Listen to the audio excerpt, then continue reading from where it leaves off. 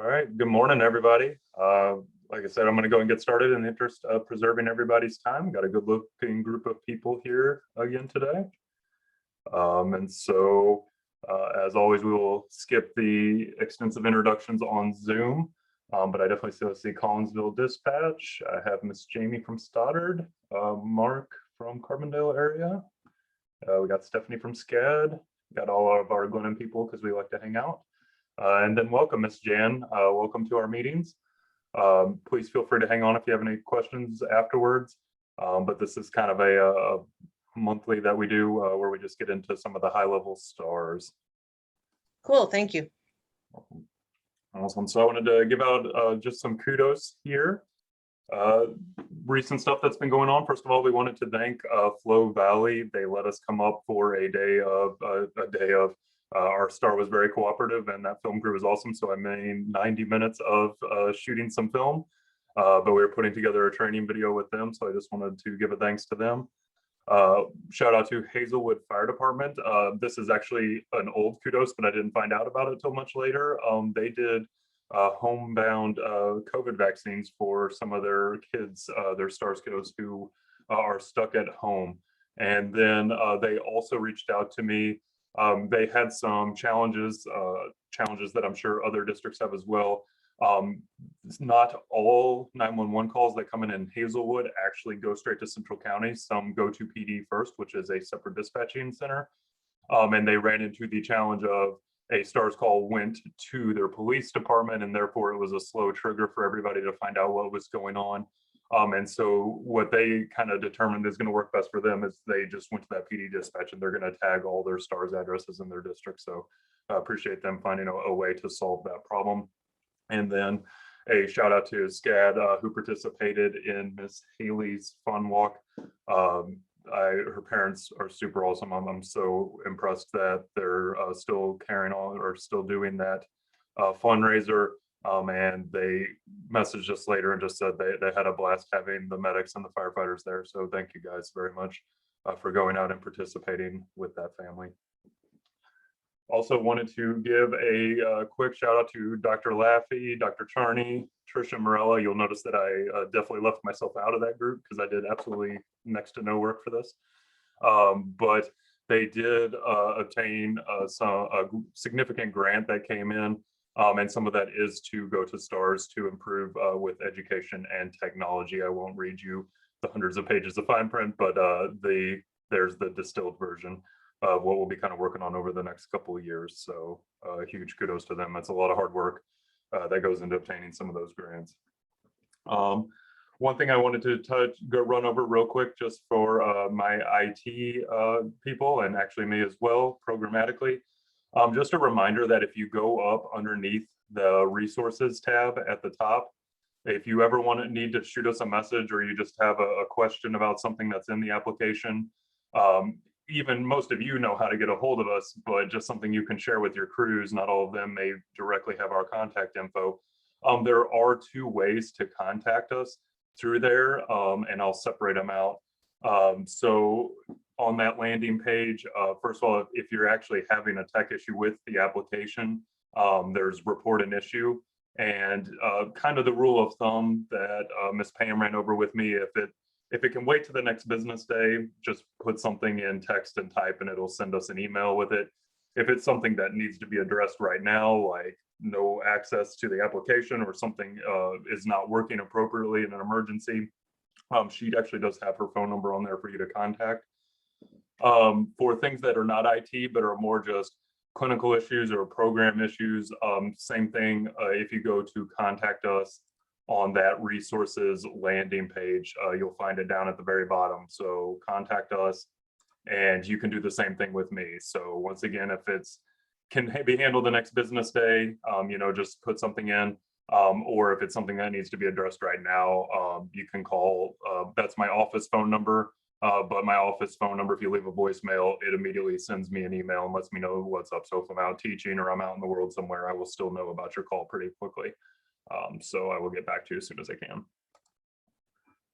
All right, just some numbers that are going on in STARS world.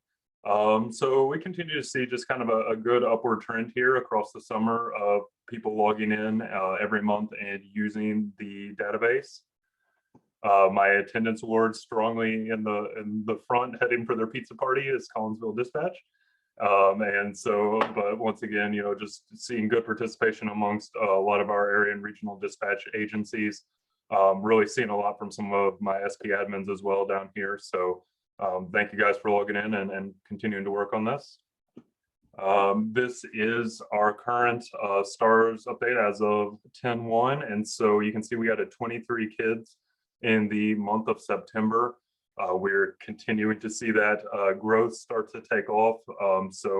I think SCAD probably feels it more than anyone else. I feel like 2 out of 3 stars I'm putting in right now are going to SCAD, but there will be a pretty good balance across the area. And I want to say within the last week, we had a number of Illinois Region 4 and 5 stars go in as well. Unfortunately, we did also have 2 children pass away. One of them was a case where that was an expected outcome, but the other was not. So. Emergency activations, actually our lowest month on that. We'll keep watching that trend. I'm not too concerned on that. So what this is if anybody logs into the application and that little box pops up and it says, are you accessing for an emergency or not? If anybody clicks yes, all it does is it throws a tally mark to us and says like, hey, somebody got in for an emergency on this plan at this date.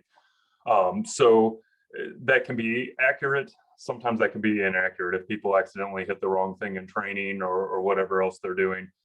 So we'll keep an eye on this trend, but I'm not overly concerned. I think this is actually probably just a sign that we're getting more and more accurate with people clicking that box, because we had approximately mid-30s emergencies for last month. We did have 14 emergency dispatches from the dispatch agencies out to crews.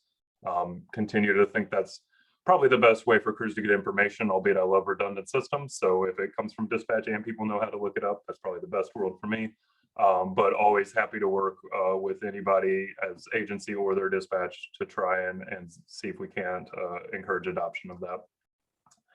And for last month, those 14 calls, this is how they were spread out. I cannot do most of what I do without all Morales data. I did get a good chuckle out of, I don't know how you can run 1.2 stars calls, but I'm sure EMS can find a way. And once somebody does, please let me know. We, for the month of September, did have 26 stars transports. Pretty good variety from across the area. Some things we continue to see RSV impact our kiddos. You can see that in a couple of cases on this front screen. So just a reminder, RSV is typically something that affects the real little itty bitty kids early on. It's your first contact with RSV that's usually the worst. Statistically, that's actually why, depending on what time of year you're born, you have a higher risk of having significant RSV complications. But one caveat to all of those rules and studies is that children with special needs, particularly kids with trachs and vents and all kinds of other illnesses and pathophys going on, are actually more susceptible still as they get older. So we're kind of keeping an eye on this, but we do continue to see RSV impacting some of our stars kiddos further down the road here as we go. And I think, let's see, and then the second page there's to round out the rest of the 26. So like I said, it was a good month of transports. We're also seeing an increase in the number of crews who are documenting as part of their trip sheet that it was stars number, whatever for the kiddo. And that just helps us keep track. It's kind of awesome. I didn't ask for it, but it seems like the common way to do that is they just start out their narrative each and every time with this is stars patient insert number here. So just helps us keep track on the back end as we obtain those trip sheets and continue to try and look into what's working and maybe what could work better for a lot of our kiddos on the program. We did have 2 non-transports that we know of in the month of September. As always, this is sort of a hard one. We find a lot of these more retroactively than a month. But if you know of your crews running non-transports, if you could please let us know, that would be a great help to us. It's something we're really watching closely, especially as we look at opportunities of, what does the future look like with ET3 and potentially maybe doing telemedicine or refusals on scene, but possible reimbursement for EMS for coming out and checking on kiddos. And so that is a much longer discussion to be had in a different venue. But that is all stuff that we are working on, and we think that we can play a role in that, at least for some of these high-risk kids. So if you know of any of your crews getting those non-transports, please let me know. I do not know the specifics of this top one, and I won't address it. A family was comfortable taking the kid, or that's the family's preference and how it worked out. If we could just, a couple months ago, I touched on just the general idea of refusals and kind of some dangerous situations I was seeing out in the field. And I know I'm preaching to the choir in this room, but if maybe you could share with other EMSers that I think there's a big difference between showing up, getting a refusal and taking care of a kid, or, assessing a kid, really kind of determining that they're okay and saying like, okay, maybe you should call your primary care and see what they want you to do. That's a valid refusal situation. But I continue to see just kind of some dangerous refusal situations where I see crews show up on scenes, say, hey, you need to go to the emergency department. You just don't need to go in our ambulance. And I think that's a really gutsy call for somebody who only has access to 4 vital signs in 1 lab. All right, it's really hard to tell the full extent of what's going on with the patient. And for you to say, oh, you're sick enough to be in the ED, you're just not sick enough to be in my vehicle, that's a really dangerous call. And on a long enough timeline, that's really going to burn you. So, I think if you have a crew member who's willing to say like, hey, yeah, actually you need to be evaluated, that we'll just take you to go get that evaluation, short of the family just adamantly insisting on that refusal. So I'll get down off my soapbox, but just something to maybe consider preaching to your coworkers. And this, as I talk through my screen, this is just where we saw the approvals going. So of course we have Dr. Laffey and Dr. Siegler on the Children's Hospital side. And then these were the docs who were approving out there in the field for us. Wanted to give you guys just a few stats from the 2 regions here closest to St. Louis, just because I recently presented these, so I had them available, courtesy of Ms. Morella. But the main thing I wanted to pick out on these are just regional reports where I go say like, hey, this is what's happening in your 6 EMS counties at one of their meetings. And something that we, have long kind of emphasized, especially if you're closer into the metro area here and close to the children's hospitals, is the idea of, as long as you can do it safely, can EMS get those kids directly to their specialty care centers versus stopping at an outside facility, especially with East Central, which is the 6 counties on the Missouri side that are closest to St. Louis, and Region 4 in Illinois, which are the 7 counties closest on that side. A lot of times we think that can be justifiable. And so it was kind of cool. Year to date, we have had in East Central 87 911 transport calls, and 96% of those went direct to tertiary, which is a really amazing stat. So that's kudos to your providers and their talent and their ability to do the right thing and get a patient to the appropriate facility for them. Same thing for Region 4. So over on that side, year to date, we're tracking 15 calls, and they have 100% direct transport. So just I thought those were really baller numbers. They continue to be an improvement over data from years past.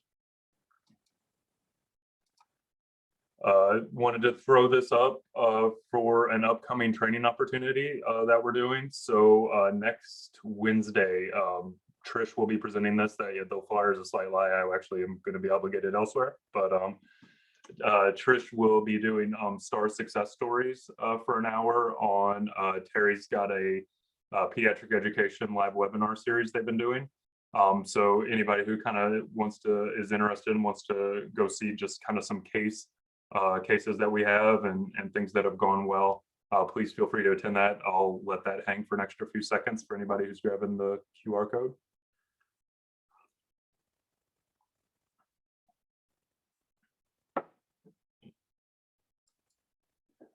And then another training opportunity we have coming up, we just got the location and the dates nailed down this morning. But on December 3rd, we are going to do pediatric ventilator training at our sim center out in Fenton. Probably going to be limiting the enrollment to about 20 to 24 people, with the idea of we are going to grab the ventilators that crews are using both out in the field, and then also grab some of the vents that the kids are going home on. We are going to do a full like 9A to 2P education series, and then have some sim lab time built in there as well, with actual switching kids over, troubleshooting vents, and all that fun stuff. So a little bit of the details are still coming together, and as soon as I have that, I'll throw that on a flyer and send that out to the listserv. But we're kind of excited about that. It's something we've been working to put together for a few months now, and I think it's really going to be an awesome training with some experts coming out to teach you. And I'm going to learn too. That's one thing I love about it. So also that day, because me and Gina are gluttons for punishment, that is the day of our next fourth quarter call review.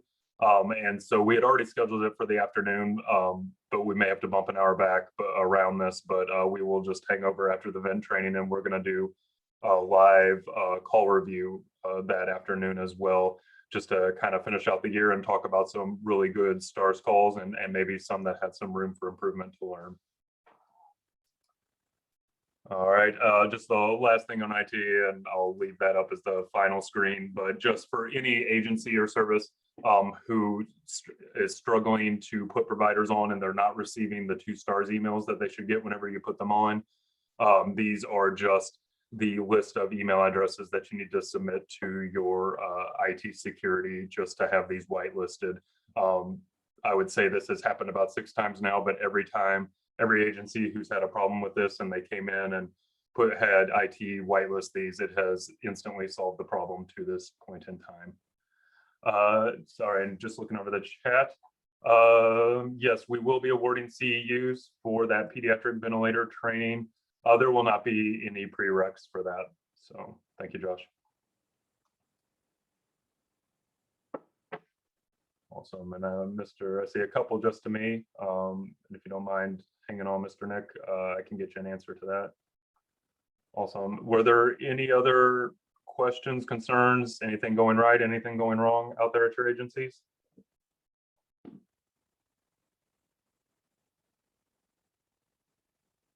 Awesome. All right, well, I am back to my quick ways. I'm gonna give you 10 minutes of your day back. Anybody who needs to hang on and talk to me, please stay a minute. And other than that, I hope everyone else has a great day. I will see you guys next time.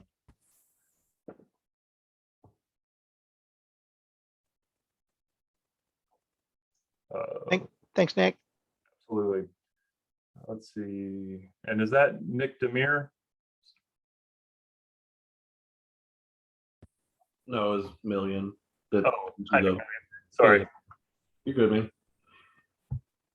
Tell you what, I'm going to stop this screen from recording, and then I will answer your question.